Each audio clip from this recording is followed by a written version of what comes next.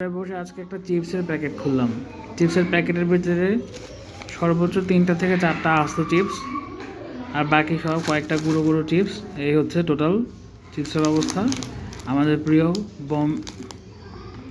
Potato crackers, যেটা হচ্ছে Bombay সুইটসের potato crackers ছিল, সেটাকে নকল করে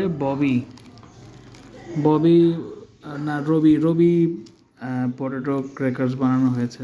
নকলের অবস্থা এই হচ্ছে নকল। পুরো চিপসের প্যাকেটে 3-4টা থেকে সর্বোচ্চ 4-5টা চিপস হচ্ছে আস্তে আছে। 2-3টা চিপস গুঁড়ো গুঁড়ো, সর্বোচ্চ হাতে গণলে 8 থেকে 10 পিস চিপস পাওয়া যাবে। এই হচ্ছে বম্বে সুইটসের পটেটো ক্র্যাকার্সের নকল, যা আমাদের ছোট্টবেলার স্মৃতি।